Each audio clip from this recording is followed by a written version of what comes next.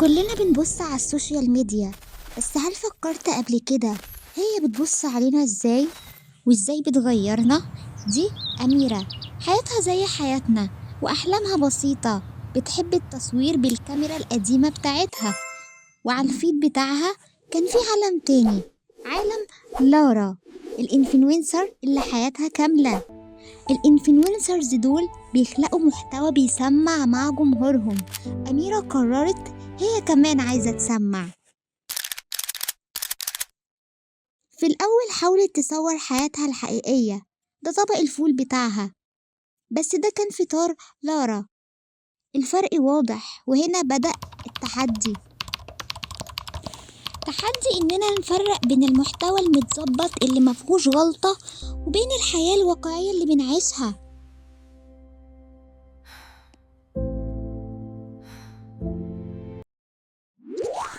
بدأت تعمل إيديت على كل صورة قبل ما تنزلها. للأسف لغت الواقع. المشكلة إننا بنحب نطلع أحسن ما عندنا، ولكن بننسى إن دي مش الصورة الكاملة.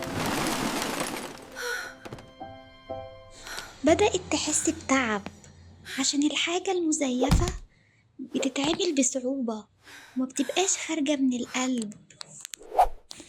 أميرة كانت بتحاول تقلد لارا في كل حاجة، حتى روتين الجيم بتاعها. ما كانش هدفها تلعب رياضة، كان هدفها البوست والريتش. وهنا قررت تاخد الصورة،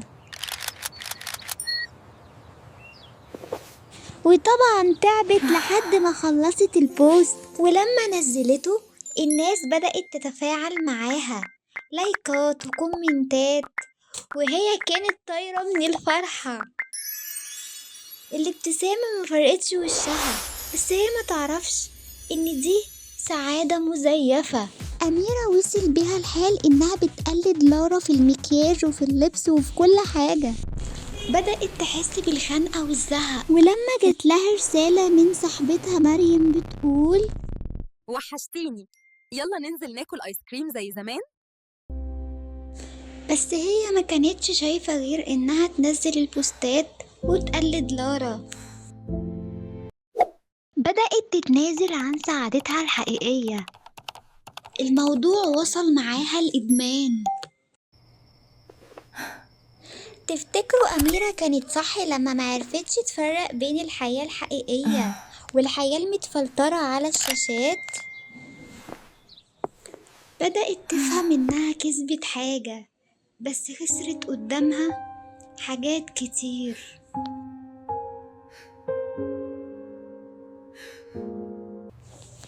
هنا بصت لكاميرتها القديمة، الكاميرا اللي بتصور الحقيقة من غير أي تعديلات.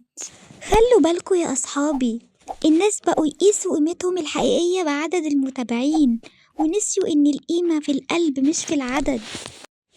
وهي قاعدة بتقلب كعادتها، شافت بوست مختلف، بوست بيروج عن الثقة بالنفس وحب الذات، وإنك تحب نفسك زي ما هي.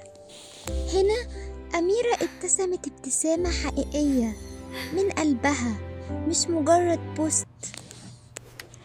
أميرة عرفت إن الفلتر بيخفي العيوب، بس مش بيخفي الحقيقة. أميرة رجعت تصور نفسها زي ما هي من غير إيديت، بالكاميرا القديمة بتاعتها، ونزلت البوست. بس هي فجأة اتوترت وخافت من ردود فعل الناس، وأول كومنت يجي من صاحبتها مريم بتقول لها إنها أحلى واحدة في الدنيا. والناس بدأت تتفاعل مع صورتها الحقيقية، اللي يقول لها إنها صورتها تجنن وإن أوضتهم زي أوضتها.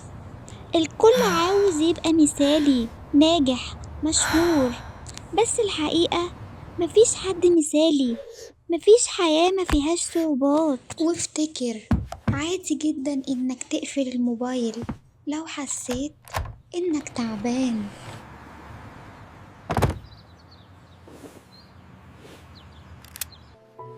لازم تعرف ازاي تستمتع بالمنصات دي من غير ما تقع في فخ المقارنة.